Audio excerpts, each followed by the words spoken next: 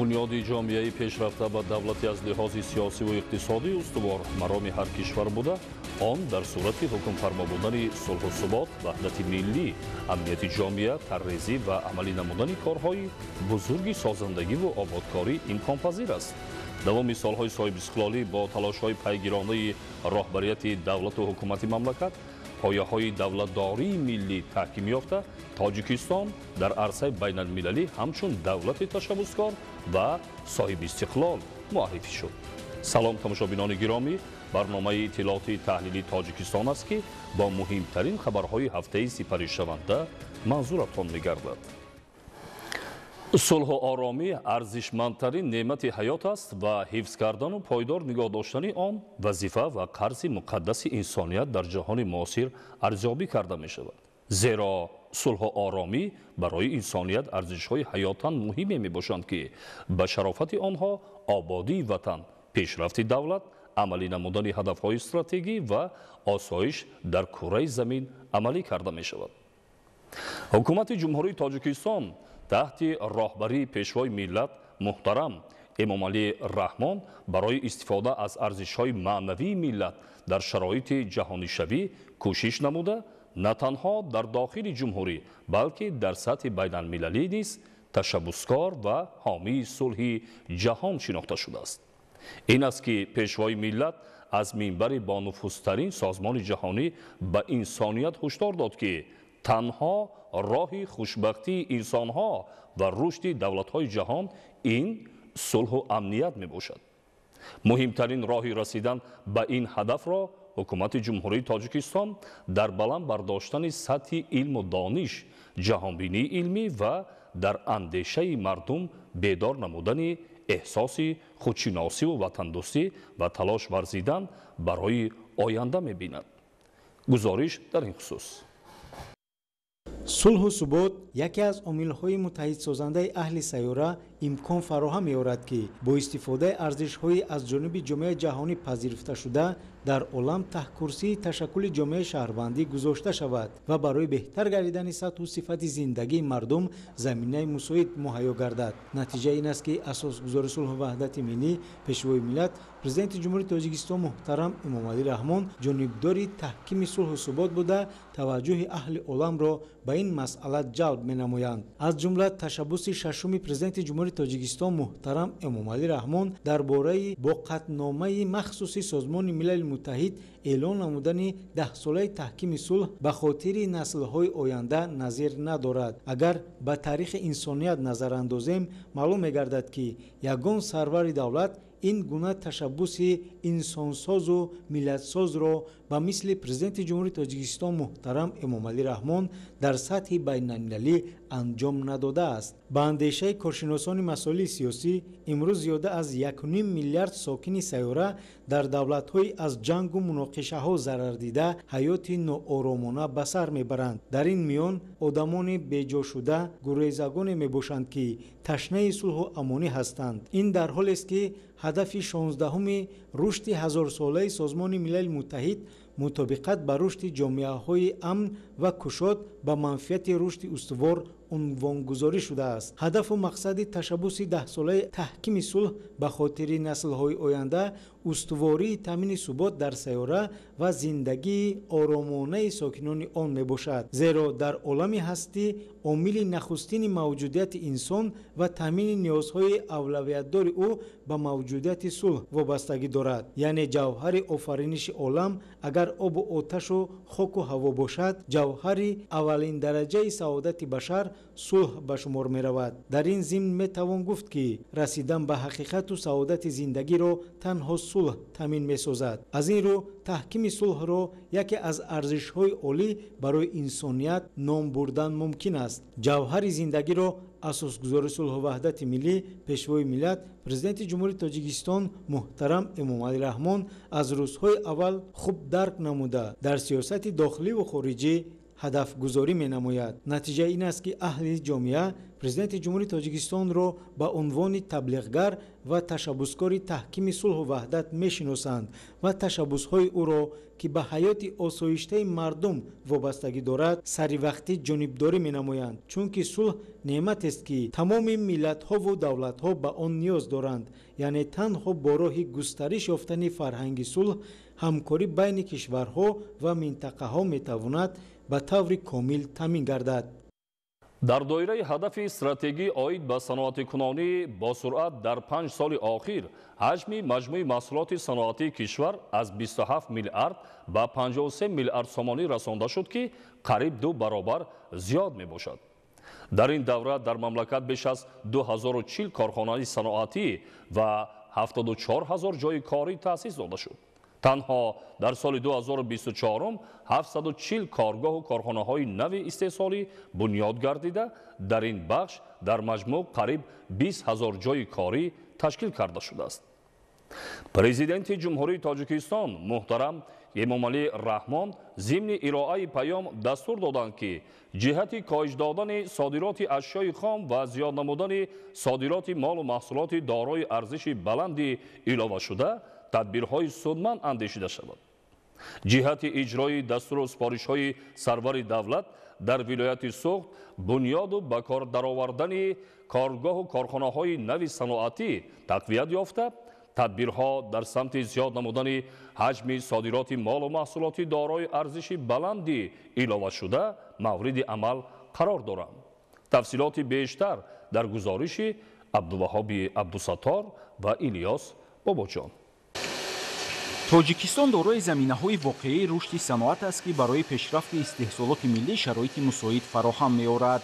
ҳавасманд намудани фаъолияти навоварӣ дар истеҳсолот ва се истифода кардани технологияҳои инноватсионӣ, дастгирии ташаббусҳои созандаи соҳибкорон, коҳиш додани содироти ашёи хом ва зиёд намудани содироти молу маҳсулоти дорои арзиши баланди иловашуда. дастури президенти кишвар ба масъулони вазорату идораҳои дахтдор ба хотири рушди саноат дар тоҷикистон.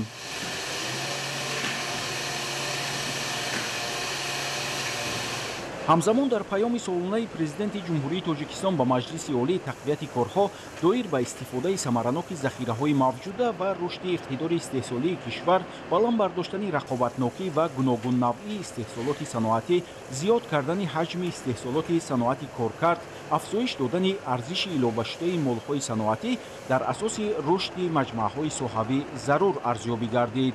дар паём муҳтарам пешвои миллат таъкид намуданд ки ҳаҷми маҳсулоти соҳаи саноати кишвар дар 5 соли охир аз 27 миллиард сомонӣ ба 53 миллиард сомонӣ расонда шуд ва ҳамзамон барои бунёд намудани корхонаи саноатӣ шароит мусоид фароҳам оварда шудааст ва дар 5 соли охир ин нишондиҳанда танҳо дар соҳаи саноат яъне 2040 адад корхонаи саноатӣ бо 74 000 ҷойи корӣ таъсис дода шудааст ва ҳамин ин чораҳое ки дар самти соҳаи саноат амалӣ карда шуданд дар доираи ҳадафҳои стратегии ҷумҳурии тоҷикистон аз он ҷумла саноати кунонӣ бо сурати кишвар амалӣ карда шудааст.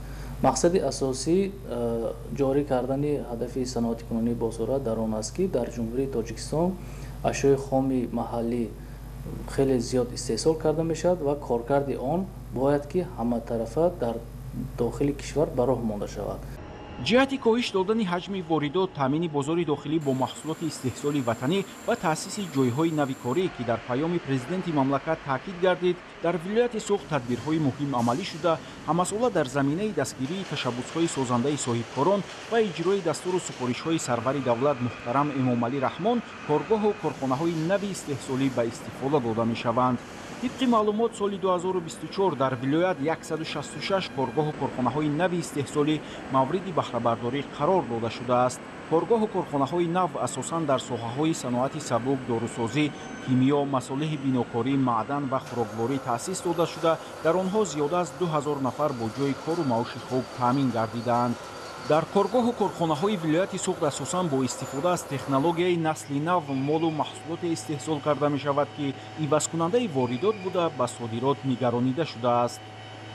در بنیاد کارخانه‌های صنعتی تأسیس دادن جاهای نوی کاری سهم صاحبکاران وطنی خیلی نظر است و این نقطه در پیام محترم پیشوای ملت هم علایده تاکید کرده شد و همین را گفتنی هستم که البته صاحبکاران با ننگ و ناموس کشوری عزیزمون برای تأسیس دادن کارخانه‌های نوی استحصالی پیوسته کوشش کردند و ولایت سوخت که یکی از منطقه‌های نسبتاً رشد کرده در ساحه صنعت است، نشان دهنده‌های ساحه صنعت خیلی نظررس است و برای عملی کردن هدف صنعتی کنونی با سرعت در این منطقه چاره‌های مشخص اندیشیده شده است. امروز در ولایت سوخت زیاده از 1200 عدد کارخانه‌های صنعتی فعالیت کردند و استحصالات آنها امروز محصولات آنها هم واردات عوض کننده است و هم خصوصیتی به صادرات نگرانده شده است.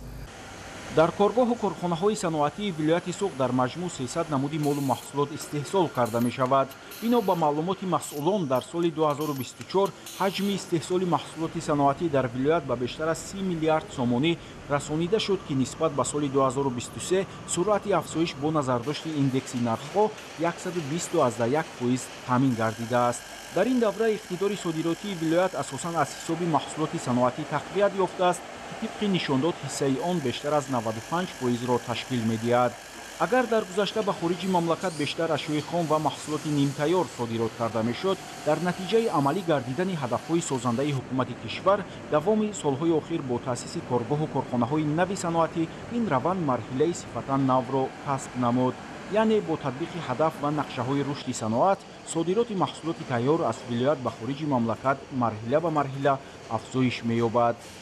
از ولایت سوخت اساساً کنسنترات‌ها، معدن‌ها، لباسواری، آب‌های تشنشکن، خشک‌میوه‌ها، کنسروها و دیگر محصولات‌ها به کشورهای خارجی صادرات می‌گردد. در ولایت یک چند کارخانه‌های بزرگی کارکرد میوه‌های خشک فعالیت دارد. این کارخانه اسفرا فود، زردالو کمپانیا، برکت اسفرا، گلدن اسفرا و دیگر کارخانه‌ای که در شهر کنون بادام میوه کند است که به بسته‌بند صادرات محصولات کشاورزی سر و کار دارند، افزود خشک‌میوه‌ها و طبق طلبات‌هایی که امروز استانداردهای جهانی وابسته است، این کارخانه‌ها به استانداردهای جوابگو میباشند و مال و محصولات خود را علاقه این کارخانه‌ها به دولت‌های اروپا و ترکیه صادرات نموده ایستادند که خیلی با صفت بلند بسته‌بند و صادرات کرده شده ایستاده است.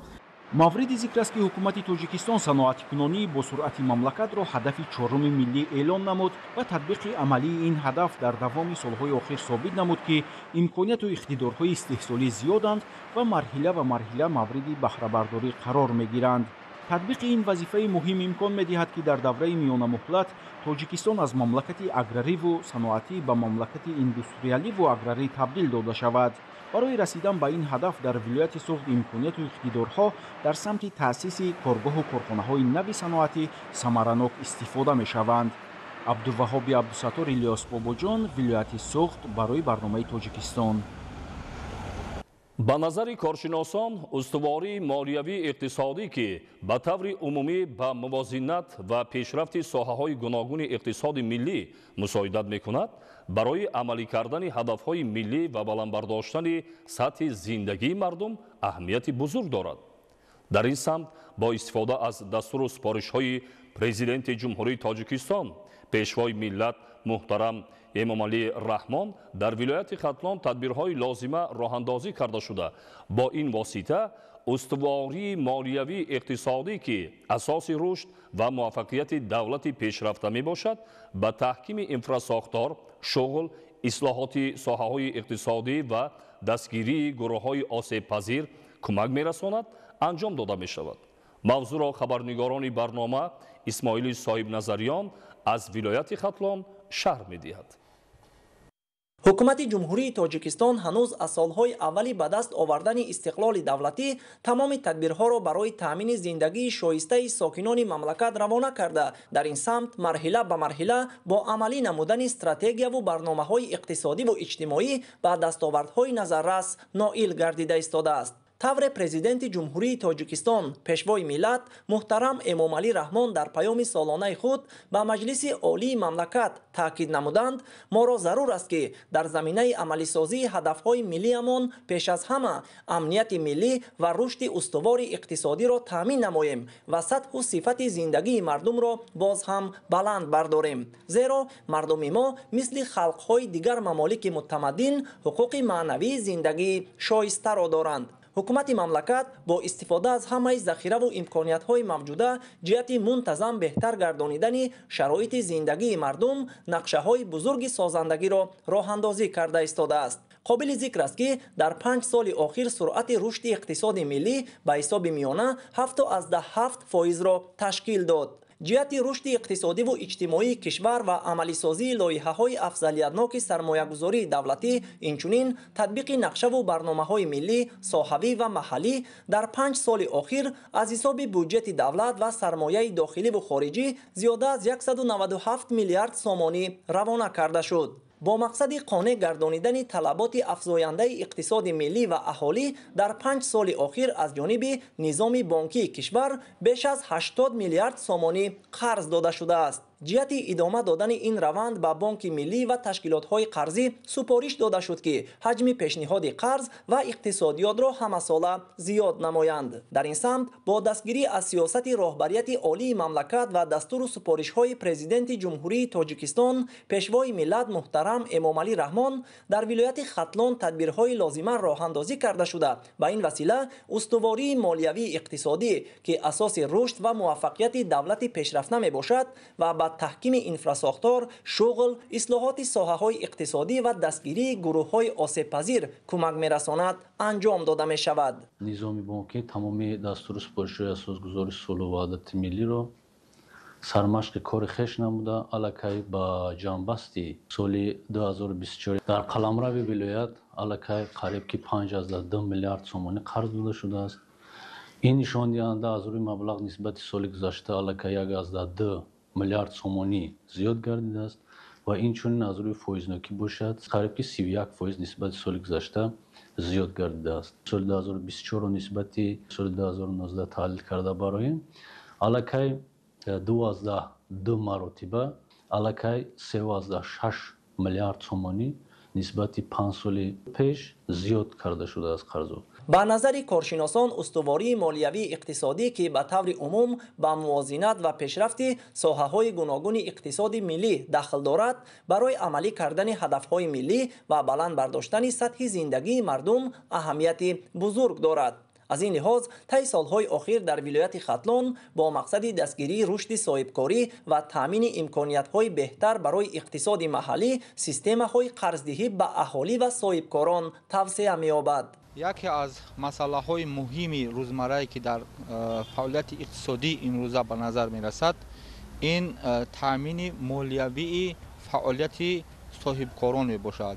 асосгузори сулҳу ваҳдати миллӣ пешвои миллат дар паёми худ ба маҷлиси олӣ оид ба масъалаҳои таъмини раванди иқтисодиёт бо қарзҳо дастуру супоришҳо дода шуд. гуфта шуд ки дар тӯли 5 соли охир ба иқтисодиёти ҷумҳурӣ аз тарафи низоми бонкии ҷумҳурии Тоҷикистон ба андозаи 80 миллиард сомонӣ қарзҳо пешниҳод шудаанд ки ин нишондиҳанда бояд то соли 2027 мувофиқи супоришҳои додашуда ба 100 миллиард сомонӣ расонда шавад. дар раванди иҷроиши ин супориши сарбари давлат албатта низоми бонкии мамлакат вазифадор аст ки сол ба сол захираҳои қарзии худро зиёд намуда ва оид ба паст кардани мизон ё ин ки меъёрҳои фоизҳои қарзҳо тадбирҳо андешад. намояндагии бонки миллӣ ва дигар бонкҳои тиҷоративу ташкилотҳои қарзӣ дар ҳудуди вилояти Хатлон фаъолият дошта ҳаҷми қарзҳои имтиёзноки молиявиро барои амалисозии лоиҳаҳои гуногун ва рушди корхонаҳои хурду миёна пешниҳод менамоянд. чунин тадбирҳо ба сокинон ва соҳибкорон кӯмак мекунад ки бонкро ҳамчун манбаи молиявӣ истифода бурда фаъолиятҳои истеҳсолӣ ва тиҷоратии худро рушд диҳанд. طبق مانیتورینگ فعالیت ساحه مسئولین ابراز می‌نمایند که تامین قرض‌های امتیازناک برای اهالی و صاحبکاران در ولایت ختلان برای رشد ساحه‌های مختلف اقتصادی از جمله کشاورزی، صنعت، ساختمان و خدمت‌رسانی مهم است. دستگیری صاحبکاران خرد و میانه، کشاورزان، صاحبکارانی که زن‌های موفق، همچنین برای کارمندان ساحه بودجه زیاده از 318 میلیون مبلغ با 11070 نفر قرضگیران قرض جدا گردیده شد.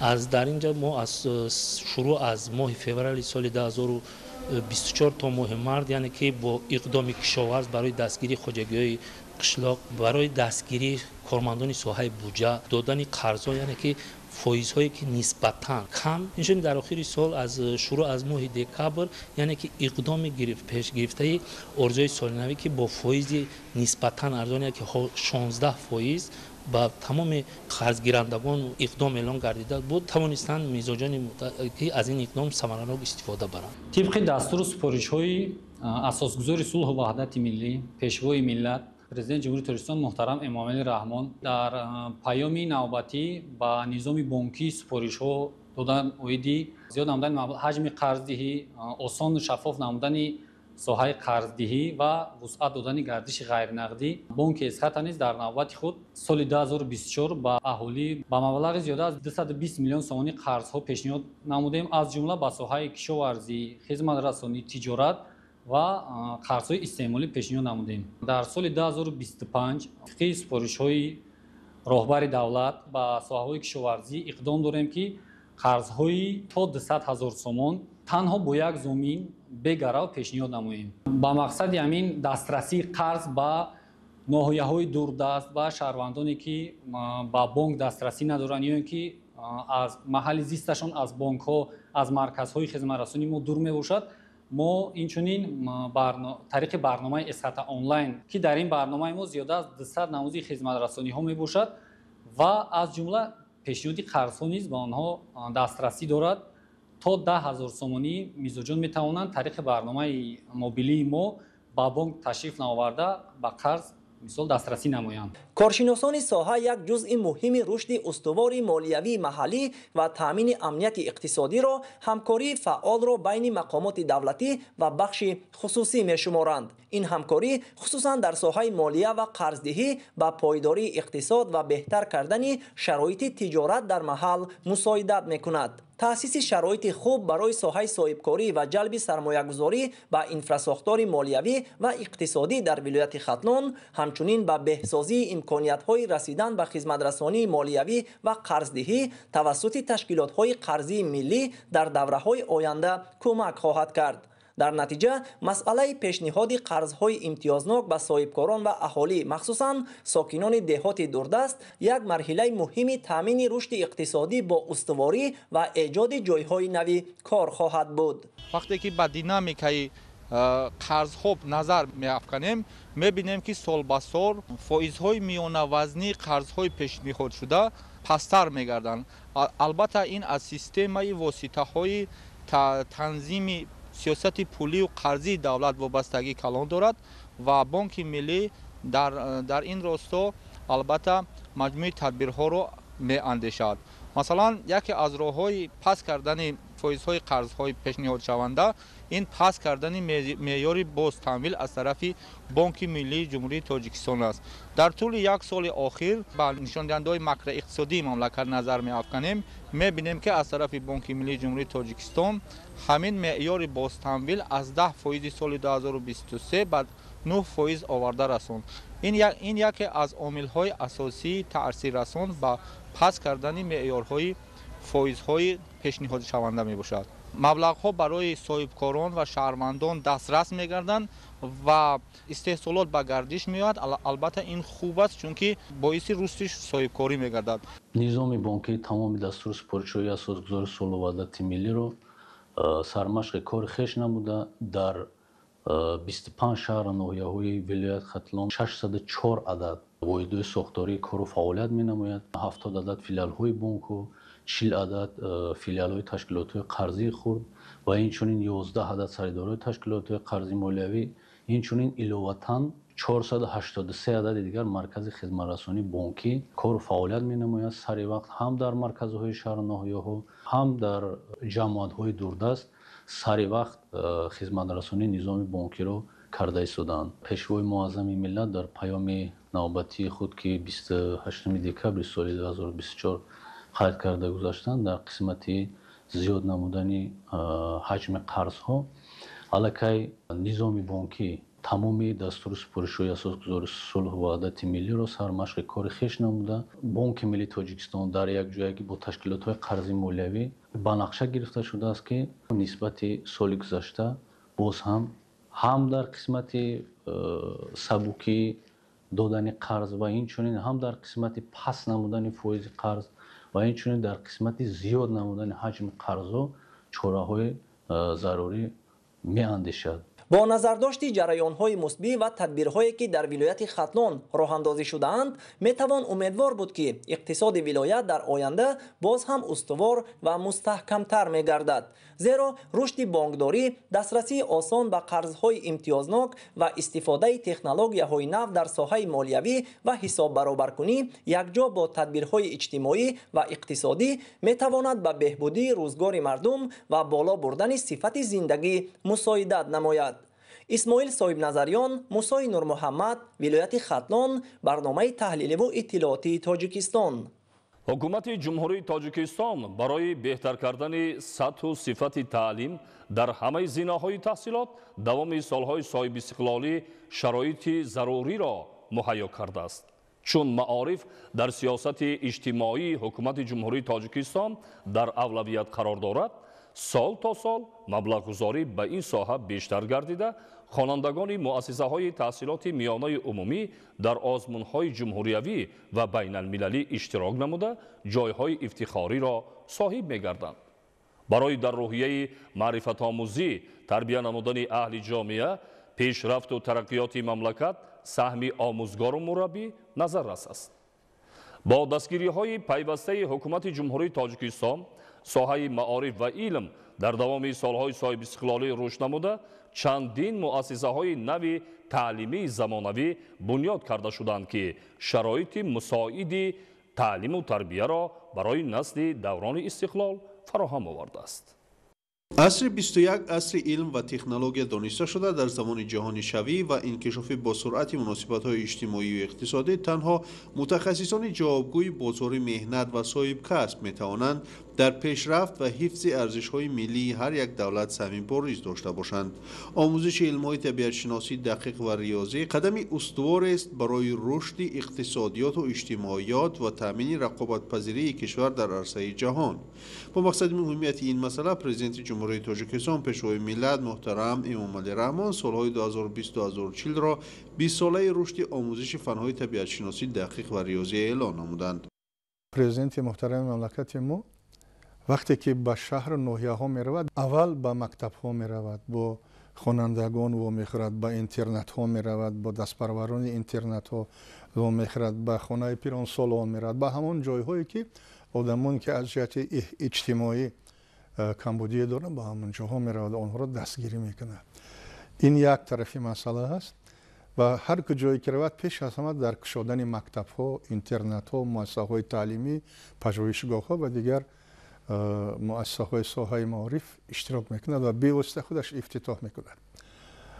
медонед ин чӣ натиҷа медиҳад? якум ин ки масъулият эҳсос мекунанд роҳбарони ҳамаи сатҳҳо, аз ноҳия, шаҳр, вилоят то ҷумҳурӣ масъулият эҳсос мекунанд. дуюм ин ки ҳамеша президент даст дар болои набзи рушди маорифи мамлакат дорад, чунки огоҳ аст аз ҳамаи чиз, худаш бевосита иштирок мекунад ва мана дар баромадашон дар соли 2020 дар паёмашон гуфта буданд ки мо давлате ҳастем ки харобшавии сифати таълим ва зеҳни маорифпарварони ҷумҳурии Тоҷикистон хатар ба амнияти ҷумҳурии Тоҷикистон ҳисобида мешавад ва ин дар қонуни ҷумҳурии Тоҷикистон дар бораи амният махсус қайд карда шудааст.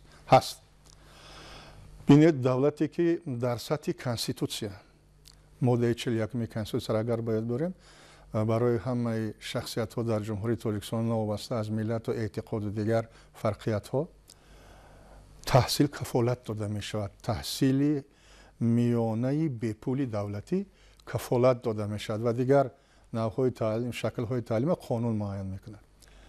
дар зарфи истиқлолият дар соҳаи маориф ҷумҳурии Тоҷикистон бисёр зинаҳои мушкилеро аз сар гузаронд. бахусус бинед, аввалин ҳуҷҷате ки дар соҳаи маорифи ҷумҳурии Тоҷикистон қабул шуда буд, лоиҳаша соли 1991 тайёр карданд. бинед, ва аз сабабе ки вазъияти сиёсӣ муташанниж буд, маҷбур шуданд ки ҳамин лоиҳаи қонуни ҷумҳурии тоҷикистон дар бораи маорифа соли 1993 ба воситаи шӯрои олии ҷумҳурии тоҷикистон тасдиқ кунанд.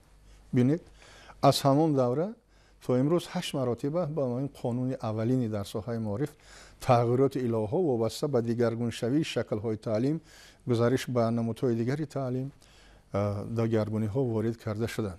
дар замони соҳиби истиқлолӣ дар заминаи сиёсати маорифпарваронаи роҳбарияти давлат ва ҳукумати ҷумҳурии тоҷикистон ин соҳа рушд карда барои равнақ ёфтани дигар самтҳои муҳим замина гузошта, вазифаи асосии муассисаҳои соҳаи илму маориф баланд бардоштани сатҳу сифати таълиму тарбия, омода намудани мутахассисони варзидаи ҷавобгӯ ба талаботи замони муосир ба ҳисоб меравад. набинед дар ин гуна вазъияти муташанниж дар қаторе ки ҳанӯз бисёр ниҳодҳои давлатӣ ҳанӯз амал намекарданд, нав аз сари нав аз сифр сохта мешуданд, диққати ҳамешагии доимӣ ба соҳаи маориф буд. худи президенти муҳтарами мамлакат ҳанӯз дар паёмаш соли 2005, баъд соли 2016, баъд соли 2020 ва соли 2024 дар вохирашон бо ходимони бозиёиён ва аҳли маориф 30 май махсус ҳамин 33 соли рушди маорифи давлати соҳибистиқлоли ҷумҳурии тоҷикистонро таҳлил карданд. ба ман дар асоси ҳамин таҳлил як чиза мегӯям ки бинед ки ҷумҳурии тоҷикистон давлати азизи мо, давлати соҳибистиқлол, вақте ки соҳибистиқлол шуд, мо бояд дарк кунем ки ҳамаи чиз аз ҷумла рушди маориф, иқтисодиёт, сиёсат, иҷтимоиёт, ҳама маърифат, ҳамаи инҳо дар асоси ба даст овардани истиқлолият ки неъмати олӣ ҳаст барои ҳар як давлат, барои ҳар як шаҳрванд ба даст омад. агар мо соҳиби истиқлол намешудем, истиқлолият ба даст намевардем, ба ивази ҷони 150 000 нафар агар мо ин истиқлолиятро ҳимоя намекардем, мо ба рушди маориф ноил намешудем. ва таърих исбот мекунад ки ҳама вақт ҳамаи давлатҳо дар пояи рушди илму маориф пешравӣ доштанд, иқтисодиётшон пешрафт, комёбиҳои илмию техникӣ ба даст оварданд. барои ноил гаштан ба ин ҳадаф роҳнамоӣ намудани хонандагону донишҷӯён ба фаъолияти пурсамар, интихоби дурусти касб, худинкишофдиҳии шахсӣ ва ҳамзамон робитаи волидайн бо муассисаҳои таълимӣ мебошад. имрӯз дар соҳаи маорифи мамлакат 8 барномаи давлатӣ ва 2 стратегияи дарозмуддат татбиқ шуда истодаанд ки ба рушду инкишофи таълиму тарбия, амалигардонии ислоҳоти соҳа, дастгирии мактабу омӯзгор, таълифи китобҳои дарсии насли нав ва такмили мазмуну мундариҷаи таҳсилот мусоидат менамояд. мана агар вохираи президента мулоқот шуда бо зиёиён аҳли маориф мо агар ба назари таҳқиқ хонем, хулоса бароиҳо кунем, тафсир кунем, ба ин хулосаи омадан мумкин аст ки равияҳои навтарине ки дар рушди илму маорифи ҷаҳон ҳастанд, имрӯз дар ҷумҳурии тоҷикистон як қисми зиёди онҳо аллакай ҷорианд. ман якчанд мисолҳо меорам аз ҳамин давраи соҳибистиқлолии ҷумҳурии тоҷикистон. бинед ки фақат дар соҳаи рушди маорифи илм дар ҷумҳурии тоҷикистон зиёда аз 400 санадҳои ҳуқуқӣ қабул карда шуданд ки инҳо фармонҳо аз президенти ҷумҳурии тоҷикистон сар карда, фармонҳо, консепсияҳо, фармонҳо, қонунҳо, консепсияҳо, стратегияҳо ва барномаҳо ҳастанд. ба ғайр аз ин низомномаҳои мактабҳои таҳсилоти ҳамаи сатҳҳо бозбинӣ шуданд, аз сари нав ба шароит мутобиқ карда шуданд. ва бинед ки дар вохири охирашон президенти муҳтарами мамлакат дар бораи истифода ва ба истеҳсолот пайвастани зеҳни сунъӣ гап заданд.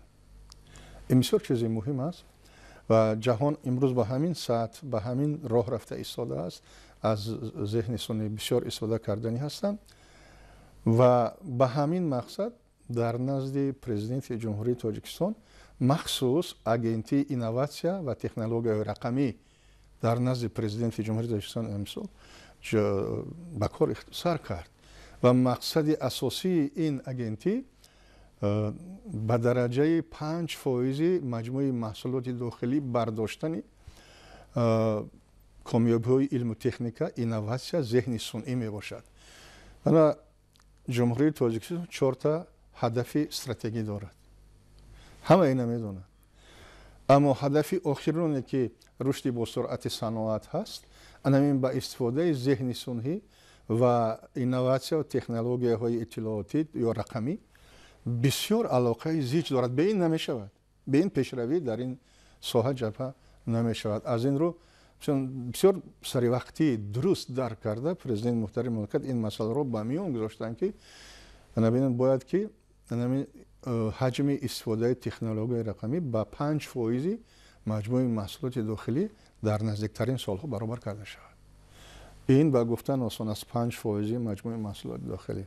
همچنین با این مقصد در ساحه 11 لایحه سرمایه‌گذاری دولتی به مبلغ 14.6 میلیارد سومانی تطبیق شده ایستاده است. طی سالهای صاحب استقلالی در کشور 3670 مؤسسه نوی تحصیلات میانه عمومی، 262 مؤسسه تا مکتبی و 35 مؤسسه تحصیلات عالی کسبی به استفاده داده شد. امروز در کشور 65 لیسه کسب‌های تکنیکی یعنی مؤسسه‌های تحصیلات ابتدایی کسبی با 23500 خواننده و کورس‌های کوتاه‌مدت کسب آموزی در نزد آنها با 12000 خواننده، اینچنین 88 مؤسسه تحصیلات میانه کسبی، کالج‌ها با 106000 دانشجو فعالیت دارند.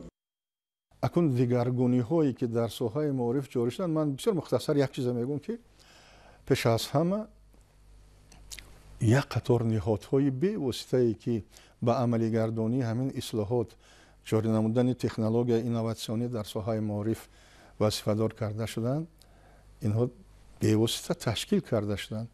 ببینید سال 2020 پرزیدنت محترم مملکت اکادمیای علم‌های جمهوری تاجیکستان به اکادمیای ملی علم‌های جمهوری تاجیکستان تبدیل داد. این هم تو یک تبدیلی صنعی یا که همین خیلی مکانیکی نیست. سال 2013 19 نوامبر وزارت معارف جمهوری تاجیکستان به وزارت معارف و علم تبدیل داده شد و وکالت سیاست علم پیش بردن از اکادمی علم ها گرفته شده به وزارت معارف جمهوری تاجیکستان داده شد. سیاست علم دیگر است و خود علم دیگر است. انا برای همین همچون مقامات وکالتدار وزارت معارف و علم جمهوری تاجیکستان از سال 2013 اینجوری عمل میکنند. دیگر همین یک بسیار موفقیت کلان 10 فوریه سال 2014 تشکیل کردن مرکز ملی تستی نزد پرزیدنت جمهوری تاجیکستان بود که برای شفاف گذاشتن امتحان‌ها، برای کم کردن سرسانحی داوطلبان، برای از بین بردن همه گونه عامل‌های کورپسیونی و تشکیل استفاده تکنولوژی معاصر در گذراندن امتحان‌ها، شفاف گذراندن امتحان‌ها برای همین تشکیل کرده شد و این مرکز ملی تستی امکانیت داد که بسیار مسئله هایی که به پیشرفت معارف مشکلی ایجاد میکردن از بین برداشته شد. این دیگر مسئله بود. بغیر از این ببینید که من گفتم که جاری کرده شد آخران نهادی که ساخته شد در ساختار دولتداری ما در ساحه معارف همین اجنسی اینوواسیون و تکنولوژی رقمی بود و از همه مهم چیزی مهمی که به پیشرفت معارف در همین 33 سال استقلال مساعدت کرد این گزارش با نظام تعلیم کردیتی بود. پیش نبودیم. چی امکانیت داد؟ امکانیت داد که مثلا اول به طرز پیلوتی یا که تجربوی میگویند این در دانشکده تجارتی جمهوری تاجیکستان و دانشگاه تکنولوژی جمهوری تاجیکستان به نام محمد عاصمی جاری کرده شد بار اول و امروز همه مکتب‌های عالی جمهوری تاجیکستان در همین نظام فعالیت میکنند. چی امکانیت فراهم آورد؟ پیش از همه امکانیت داد که همین دانشکده‌های عالی دانشگاه‌ها و دانشکده‌های عالی جمهوری تاجیکستان در نزد خود بود لیسه داشته باشند، گیمنازیا داشته باشند، مکتب‌های خودی داشته باشند و دیگر اینکه بزینه با طرز سه زینگی تعلیم گذاشتیم. اگر شما بکالوریات هست، ماجستراتورا هست و دکتر پی اچ دی، سه شکل تعلیم، سه زینگی و این امکان فراهم آورد که کادرهای بسیار پیشرفته استفاده برنده تکنولوژی اینوواسیونی رو ما تربیت کنیم. علاوه بر این در زمان صاحب استقلالی بیش از 117,000 جوانان با استعداد مملکت برای تحصیل به دانشگاه‌های با نفوذ 42 کشور پیشرفته جهان فرستاده شدند. امروز 42400 نفر جوانان ما در 42 دولت مترقی جهان تحصیل علم دارند که 13000 نفر یا بیش از 30% آنها دختران می باشند. تنها سال 2024 رهبریت دولت و حکومت مملکت با اهل علم و معارف کشور 2 مرتبه ملاقات کرده مشکلات و دورنمای ساحه را همطرفه تحلیل و بررسی نمودند و برای اصلاح وضع دستور سفارش‌های قطعی داده شد. سال 2008 با فرمان خود پرزیدنت جمهوری تاجیکستان استیپندیای پرزیدنتی جمهوری تاجیکستان به نام درخشندگان تشکیل کرده شد و سال 2009 نظامنامه همینه با قرار حکومت جمهوری تاجیکستان تصدیق کردند. این برای در خارج تحصیل کردن آدمانی که استعداد دارند، استعداد فوق العاده دارند، خب حساب خوانندگان و دانشجویان همه این مبلغ‌های مصرف می‌شدگیره انا همین از خود پرزیدنت از فوند پرزیدنت تامین از فوند انا همین استیپندیای درخشندگان تامین میکنند. این مگر غمخواری نیست در ساحه معارف. ببینید به غیر از این دیگرگونی های زیادی بودند که در اینجا شاید امکانیت همه اونها رو گفتن و گذاشتن محدودتر است، اما من فقط یک چیز میگویم که همین دولتی که در کانستیتوشنش ماده 41 داره درباره تحصیل کفالت میدهد، دولتی که زیاده از 400 سندهای حقوقی درباره رشد معارف قبول کرد تنها در دوران صاحب استقلالی، دولتی که برای آموختن تجربه پیشقدم در ساحه معارف به تمام دولت‌های پیشقدم فرزندان ملت خود میفرستد، این گونه دولت حتما کامیاب میشه. چون که خود پرزیدنت بارها تاکید کرد و طول تاریخ هم رفت تاریخ ملت ما هم همین اثبات کرد. ببینید که ملت ما زیاده از 1000 سال به دولت بود، اما همچون ملت باقی موند، همچون فرهنگ باقی موند، همچون تمدن باقی موند، زمانش باقی موند، زبانش باقی موند، همه اینها علمش باقی موند، همه اینها امکان فراهم آوردند که ما وقتی که در آخر سده 20 استقلالیت به دست در آوردیم از اون خزینه پربها استفاده بریم. من اینجا که نامبر نمیکنم یک تا همه بزرگان ما در ساحه تعلیم و تربیت نصیحت نامه ها دارند، کتاب ها دارند. یک کتاب فتوحات نامه سلطانی را گیرید یا نصیحت نامه عنصر مولوی کیکاوی را گیرید، سراپا تعلیم است، سراپا تربیت است. همیشه در خاطر باید داشت که همه پیشروی و پیروزی هر یک دولت و جامعه را مکتب و معارف و علم و دانش تامین میکند. در آزمون‌های فروغ صبح دانایی کتاب از علم فروغ معرفت و تاجیکان آینه تاریخ ملت نیست تا امروز 2,60,000 نفر شهروندان کشور خصوصا نورسان و جوانان اشتراک کرده قریب 1000 نفر صاحب شاه جایزه، جایهای نمونوی و جایزه های پولی گردیدند. در اساس امر پرزیدنت جمهوری تاجیکستان از 2 январи سال 2025 در مملکت آزمون‌های جمهوریوی فروغ صبح دانایی کتاب است، علم فروغ معرفت و تاجیکستان وطن عزیز من برگزار کرده می شود. اقدام مذکور که در زمینه جلب نورسان و جوانان به کتابخوانی و بلند برداشتن ذهن آنها عملی کرده می شود، قشر گوناگون جامعه توانستند با مطالعه نمودن ادبیات‌های گوناگون و علم‌های دقیق و صنعت و موسیقی در این آزمون‌ها اشتراک نمایند. هدف اساسی از اعلان چنین آزمون‌ها آن است که کتابخوانی و کتابنویسی در جامعه باز هم بیشتر رواج یابد و سطح معنوی و اخلاقی جامعه سخنوری و سخنشناسی و به قدر سخن و ایجادگران سخن رسیدن اهل جامعه باز هم بهتر گردد. اقدام نوبتی خردمندانه پیشوای معظم ملت محترم امام علی رحمان را در قطار دیگر منطقه های کشور ساکنان ولایت مختار کوهستان بدخشان خوب جانبداری و پیگیری نموده از روز اول تصدیق گردیدن این امر به این آزمون ها آمادگی را شروع نمودند. گزارش ماهیره طاهر در این خصوص.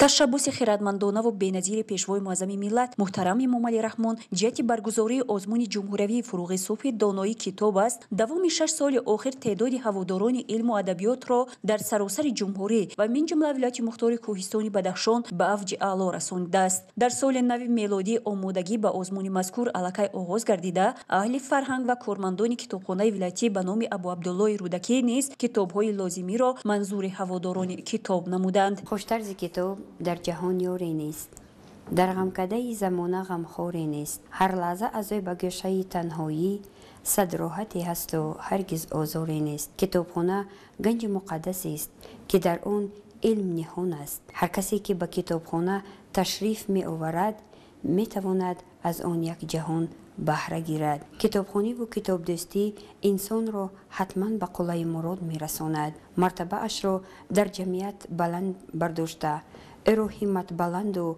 قدرشناس می گرداند. اینچنین قید کردن ضرور است که به کتابخانه در سال 2024 430 نسخه کتاب‌های تازه نشر داخل گردیدند. در سال 2024 به کتابخانه ما زیاده از 5000 نفر خواننده تشریف آوردند.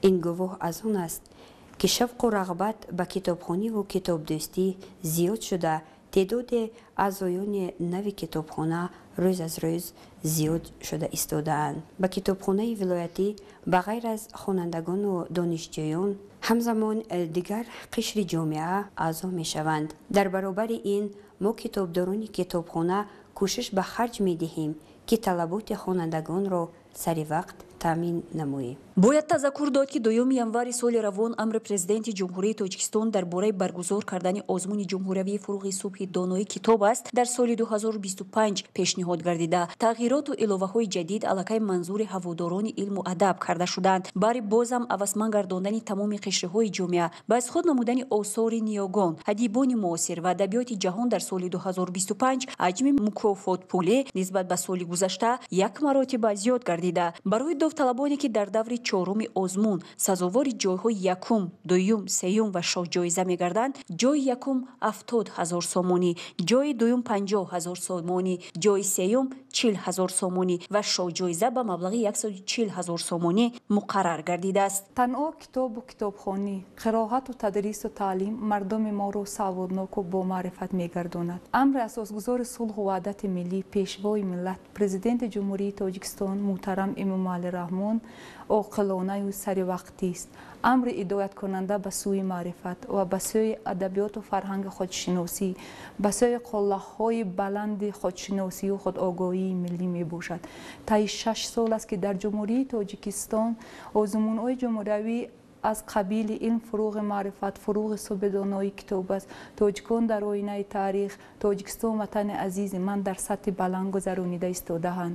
ҳадафи асосии баргузории ин озмун пеш аз ҳама дарёфти чеҳраҳои нави суханвару сухандон, арҷ гузоштан ба арзишҳои миллӣ мебошад. имсол бошад хушбахтона бо супориши пешвои миллат тағйирот ба озмун илова карда шуд. барои ишғоли ҷои якум 70,000 сомонӣ, барои ишғоли ҷои дуюм 50,000 сомонӣ ва барои ишғоли ҷои сеюм 40,000 сомонӣ ва инчунин соҳиби шоҳҷоиза гардидан 140,000 сомонӣ муқаррар гардидааст. инчунин дигар дар баробари он омӯзгороне ки толибилмони онҳо дар ин озмунҳо соҳиби шоҳҷоиза мегарданд бо унвони ҳаллочии маориф ва 20,000 сомонӣ мукофотонида мешаванд ва волидайни ин толибилмон бошанд ки сазовори ҷойҳои якум, дуюм, сеюм ва шоҳҷоиза мегарданд бо нишони сарсинагии маърифатпарвар ва ифтихорнома мукофотонида мешаванд. ин ҳама шаҳодат аз он медиҳад ки рӯз аз рӯз майли тамоми қишраҳои ҷомеа ба китобу китобхонӣ зиёд шуда истодааст.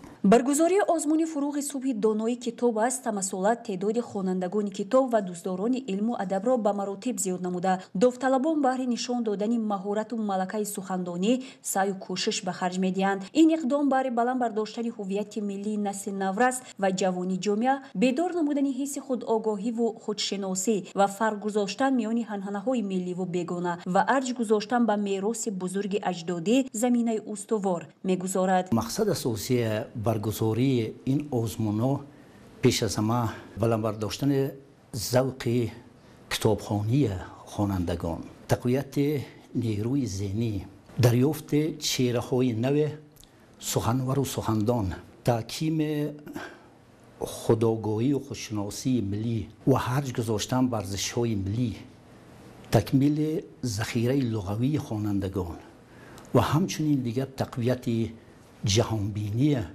معنوی کل اهالی بخصوص خوانندگان و دانشجویان مؤسسه‌های تحصیلات ابتدایی، میانه، کسبی و غیر از این اسپرانتو، دکترانتو، ماجسترانتو و دیگر قشرهای دیگر می باشد.